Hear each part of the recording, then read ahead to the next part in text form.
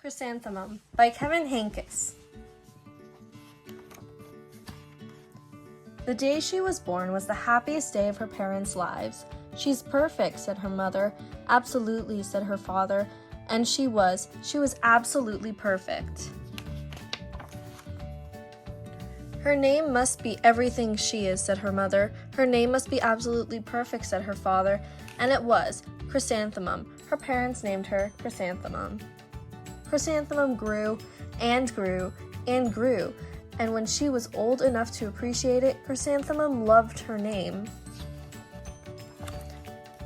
She loved the way it sounded when her mother woke her up. She loved the way it sounded when her father called her for dinner.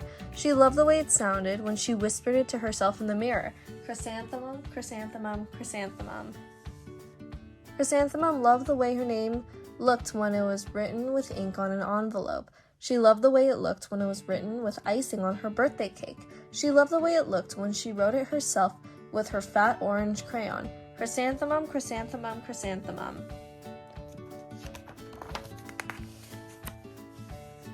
Chrysanthemum thought her name was absolutely perfect, and then she started school. On the first day, Chrysanthemum wore her sunniest dress and her brightest smile. She ran all the way. "Hooray," said Chrysanthemum. "School." But when Mrs. Chud took roll call, everyone giggled upon hearing Chrysanthemum's name. "It's so long," said Joe. "It scarcely fits on your name tag," said Rita, pointing. "I'm named after my grandmother," said Victoria. "You're named after a flower." Chrysanthemum wilted. She did not think her name was absolutely perfect. She thought it was absolutely dreadful. The rest of the day was not much better.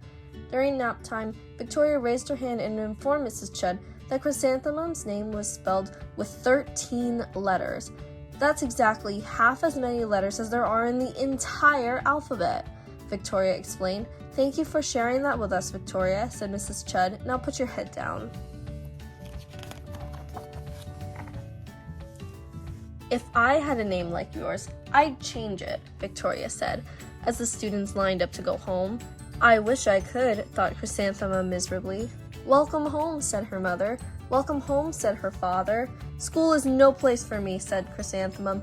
"My name is too long. It scarcely fits on my name tag, and I'm named after a flower."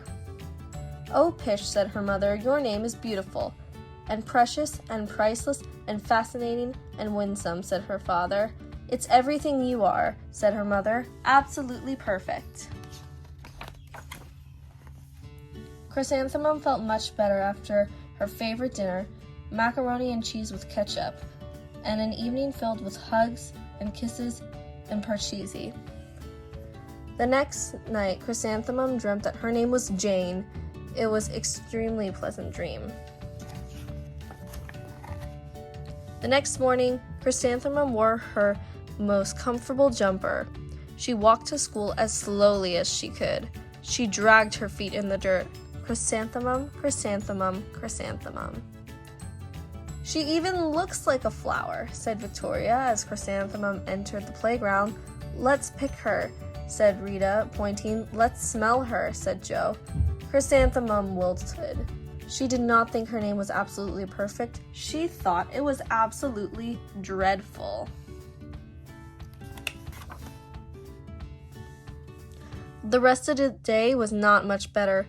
During nap time, Victoria raised her hand and said, "A chrysanthemum is a flower. It lives in a garden with worms and other dirty things." "Thank you for sharing that with us, Victoria," said Mrs. Chud. "Now put your head down." "I cannot believe your name," Victoria said as the other students lined up to go home. "Neither can I," thought Chrysanthemum miserably. "Welcome home," said her mother. "Welcome home," said her father. "School is no place for me," said Chrysanthemum. "They said I even look like a flower. They pretended to pick me and smell me."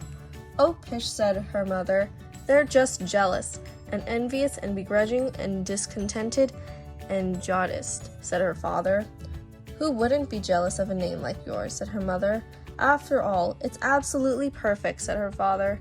Chrysanthemum felt a trifle better after her favorite dessert, chocolate cake with buttercream frosting, and another evening filled with hugs and kisses and parcheesi.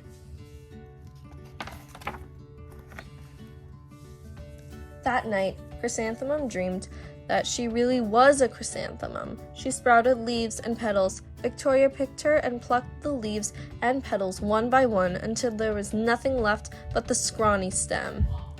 It was the worst nightmare of Chrysanthemum's life. Chrysanthemum wore her outfit with 7 pockets the next morning. She loaded the pockets with her most prized possessions and her good luck charms. Chrysanthemum took the longest route possible to school. She stopped and stared at each and every flower. Chrysanthemum, chrysanthemum, chrysanthemum, the flowers seemed to say. That morning, the students were introduced to Mrs. Twinkle, the music teacher. Her voice was like something out of a dream, as was everything else about her. The students were speechless. They thought Mrs. Twinkle was an indescribable wonder. They went out of their way to make a nice impression. Mrs. Twinkle led the students in the scales. She then assigned roles for the class musical. Victoria was chosen as the dainty fairy queen. Rita was chosen as the spiffy butterfly princess. Jo was chosen as the all-important pixie messenger, and Chrysanthemum was chosen as a daisy.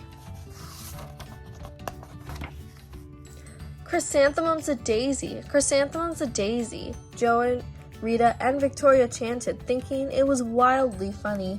Chrysanthemum wilted. She did not think her name was absolutely perfect. She thought it was absolutely dreadful. "What's so humorous?" asked Mrs. Twinkle. "Chrysanthemum," was the answer. "Her name is so long," said Jo. "It scarcely fits on her name tag," said Rita, pointing. "I'm named after my grandmother," said Victoria. "She's named after a flower." "My name is long," said Mrs. Twinkle. "Is it?" said Jo. "My name would scarcely fit on the name tag," said Mrs. Twinkle. "It would," said Rita, pointing. "And," said Mrs. Twinkle, "I'm named after a flower, too." "You are?" said Victoria. "Yes," said Mrs. Twinkle. "My name is Delphinium Twinkle, and if my baby is a girl, I'm considering Chrysanthemum as a name. I think it's absolutely perfect." Chrysanthemum could scarcely believe her ears. She blushed, she beamed, she bloomed. Chrysanthemum, chrysanthemum, chrysanthemum. Jo, Rita, and Victoria looked at Chrysanthemum longingly. "Call me Marigold," said Jo. "I'm Carnation," said Rita, pointing. "My name is Lily of the Valley," said Victoria. Chrysanthemum did not think her name was absolutely perfect. She knew it. The epilogue. Overall, the class musical was a huge success. Chrysanthemum was absolutely perfect as a daisy. Victoria only made one mistake. She completely forgot her lines as the dainty fairy queen. Chrysanthemum thought it was wildly funny, and she giggled throughout the entire dance of the flowers. Eventually, Mrs. Twinkle gave birth to a healthy baby girl, and of course, she named her Chrysanthemum. The end.